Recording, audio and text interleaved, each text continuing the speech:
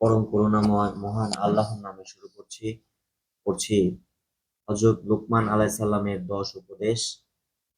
উপদেশ নম্বর 6, সর্ব অবস্থায় ধৈর্য ধারণ করা মানে সবর করা। কোরআনে বলা হয়েছে, তোমার উপরে যে বিপদ মুসিবত আসে তাতে তুমি ধৈর্য ধারণ করো। এ কাজগুলোর জন্য খুবই তাগিদ করা হয়েছে। লোকমান 17। সৎ কাজে আদেশ ও অসৎ কাজে নিষেধ, এই উপদেশ দেওয়ার পর লোকমান আলাইহিস সালাম এবার ছেলেকে উপদেশ দিলেন ধৈর্য ধারণ করার। সৎ কাজে আদেশ ও অসৎ কাজে নিষেধ, এ কাজের জন্য সবচেয়ে যে জিনিসের বেশি প্রয়োজন তা হলো ধৈর্য। তাই তিনি ধৈর্যের উপদেশ দেন। ধৈর্য আরবি সবর শব্দের অর্থ।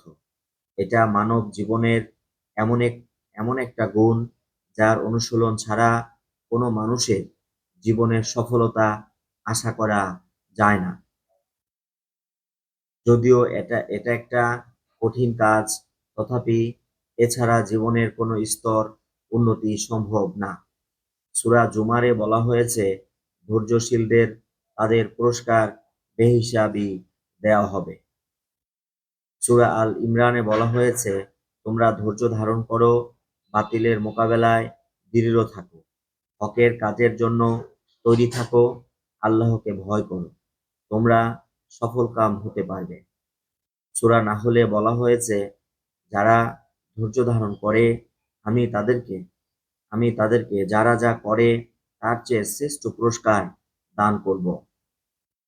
সূরা আশ-শূরায় বলা হয়েছে, যে ব্যক্তি ধৈর্য ধরে এবং ক্ষমা করে নিশ্চয়ই এটা তার উচ্চমানের সাহসিকতার পরিচায়ক। এছাড়া কোরআনে সূরা বাকারা 45, 153, আল ইমরান 186, আনফাল 45-46, ইউনুস 109, হুদ 115, নাহল 126-27, কাহাফ 6, তহা 130-135, মুমিন 55-57, আহকাফ 35, কাফ 39, মায়ারিজ 5, মুজাম্মিল 10, মুহাম্মাদ 31 ও সূরা আসর। কোরআনে প্রায় 70-এরও অধিক জায়গায় ধৈর্যের আলোচনা এসেছে। আল্লাহ পাক ধৈর্যশীলদের খুব ভালোবাসেন। ধৈর্য সম্পর্কে হাদিসে বলা হয়েছে, আবু সাঈদ খুদরি রাদিয়াল্লাহু তাআলা বলেন, রাসূল পাক সাল্লাল্লাহু আলাইহি সাল্লাম বলেছেন, যে ব্যক্তি পাক পবিত্র থাকতে চান আল্লাহ তাকে পবিত্র রাখেন। যে ব্যক্তি কারো মুখাপেক্ষী হতে চান না আল্লাহ তাকে স্বাবলম্বী করে দেন। যে ব্যক্তি ধৈর্য ধারণ করতে চায় আল্লাহ তাকে ধৈর্য ধারণের শক্তি দান করেন। ধৈর্যের চেয়ে উত্তম ও প্রশস্ত আর কোনো কিছু কাউকে দেওয়া হয়নি। হযরত আবু হুরায়রা রাদিয়াল্লাহু তাআলা বলেন, রাসূল পাক সাল্লাল্লাহু আলাইহি সাল্লাম বলেছেন, ঈমানদার নারী পুরুষের উপর, তার ছেলে মেয়েদের উপরে ও তার ধন সম্পদের উপরে অনবরত বিপদ মুসিবত লেগেই থাকে। অবশেষে তারা আল্লাহর সাথে পাপমুক্ত অবস্থায় মিলিত হয়। অর্থাৎ ধৈর্য ধারণের কারণে আল্লাহ পাপ মুক্ত করেন। হযরত আব্দুল্লাহ ইবনে মাসউদ রাদিয়াল্লাহু তাআলা বলেন, রাসূল পাক সাল্লাল্লাহু আলাইহি সাল্লাম বলেছেন, তোমরা তোমাদের মধ্যে নিঃসন্তান কাকে বলো? আমরা বললাম, যার সন্তান নেই তাকে বলি। রাসূল পাক সাল্লাল্লাহু আলাইহি সাল্লাম বললেন, সে ব্যক্তি নিঃসন্তান নয়, বরং নিঃসন্তান সেই ব্যক্তি যে তার সন্তানকে আগে পাঠায়নি, অর্থাৎ তার জীবদ্দশায় সন্তান মারা যায়নি। তিনি আরো বলেন, তোমরা বাহাদুর কাকে মনে করো? আমরা বললাম, যে দৈহিক শক্তিতে অপরকে হারিয়ে দেয়। তিনি বললেন, না, বরং সেই বাহাদুর যে রাগের সময় ধৈর্য ধরে নিজেকে সংযত রাখতে পারে। হযরত আনাস রাদিয়াল্লাহু তাআলা বলেন, রাসূলুল্লাহ সাল্লাল্লাহু আলাইহি ওয়াসাল্লাম বলেছেন, আল্লাহ যখন তার কোনো বান্দার কল্যাণ করার ইচ্ছা করেন তখন তাকে দুনিয়াতে দ্রুত বিপদে ফেলে দেন। আর যখন তার কোনো বান্দার অকল্যাণ করার ইচ্ছা করেন তখন তাকে তার অপরাধের শাস্তি দেওয়া থেকে বিরত থাকেন। তারপর কিয়ামতে তাকে পুরাপুরি শাস্তি দেন। এই সনদে আরেকটি হাদিস বর্ণিত হয়েছে। তিনি বলেন, বিপদ যত মারাত্মক হবে প্রতিদানও তত বড় হবে। আর আল্লাহ যখন কোনো জাতিকে ভালোবাসেন তখন তাদেরকে পরীক্ষা করেন। যে ব্যক্তি তাতে সন্তুষ্ট থাকেন তার উপরে আল্লাহও সন্তুষ্ট থাকেন। আর যে ব্যক্তি তাতে অসন্তুষ্ট হয় আল্লাহও তার উপরে অসন্তুষ্ট হয়।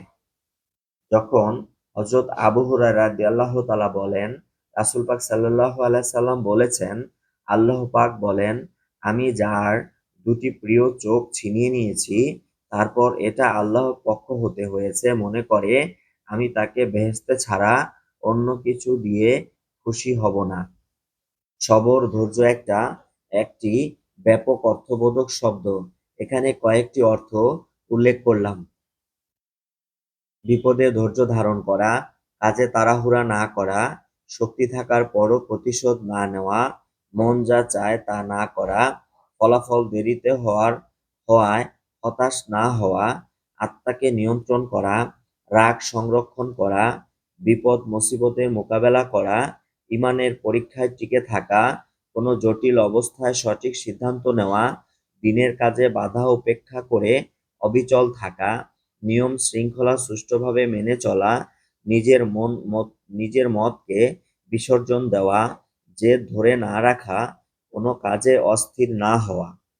হযরত রাসূলুল্লাহ সাল্লাল্লাহু আলাইহি সাল্লাম বলেছেন, যাকে ধৈর্যের গুণ দান করা হয়েছে এর চাইতে উত্তম ও বড় আর কোনো কিছু কাউকে দেওয়া হয়নি। ব্যক্তিগতভাবে আল্লাহর নৈকট্য লাভের একটি মাধ্যম হলো ধৈর্য। আল্লাহ পাক বলেন, ওয়াল্লাহু ইউহিব্বুস সাবিরিন। আল্লাহ ধৈর্যশীলদের ভালোবাসেন। আরো বলেছেন, ইন্নাল্লাহা মায়াস সাবিরিন। নিশ্চয়ই আল্লাহ ধৈর্যশীলদের সাথে আছেন। ব্যক্তি, পরিবার, সমাজ, এমনকি রাষ্ট্র ও আন্তর্জাতিক জীবনেও ধৈর্যের প্রয়োজনীয়তা অনেক বেশি।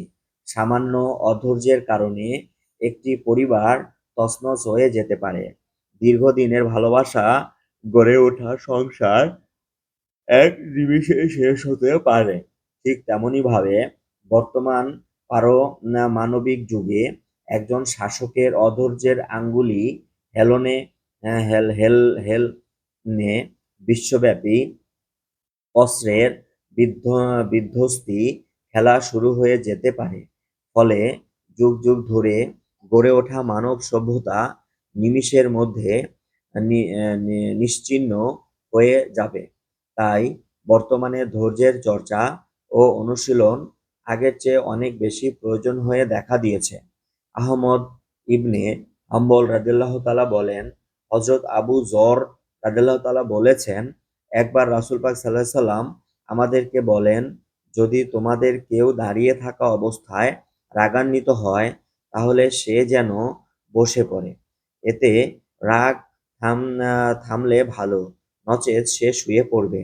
তাই লোকমান হাকিম তার ছেলেকে এই ধৈর্যের উপরে অটল থাকার উপদেশ দিয়েছেন, যা সকল যুগের, সকল ধর্মের, সকল মানুষের জন্য খুবই গুরুত্বপূর্ণ একটি মহৎ উপদেশ। আবু ওয়াইল আল-কাস রাদিয়াল্লাহু তাআলা বলেন, একবার আমরা ওরওয়া ইবনে মুহাম্মদ সাদি রাদিয়াল্লাহু তাআলা এর কাছে যাই। সে সময় তার সাথে এক ব্যক্তি এমন কথা বলে যাতে সে রাগান্বিত হয়। তখন তিনি উঠে যান, ওযু করেন এবং বলেন, আমার পিতা আমার দাদা আতিয়া রাদিয়াল্লাহু তাআলা থেকে বর্ণনা করেছেন, রাসূল পাক সাল্লাল্লাহু আলাইহি সাল্লাম বলেছেন, শয়তানের কারণে রাগের সৃষ্টি হয়। আর শয়তান আগুনের তৈরি, পানি দিয়ে আগুন নেভানো হয়। তাই তোমাদের যখন রাগ হয় তখন সে যেন পানি দিয়ে ওযু করে। ধন্যবাদ। শুনছিলেন হযরত লুকমান আলাইহিস সালামের ১০ উপদেশ থেকে উপদেশ নম্বর ৬ পড়ছিলাম।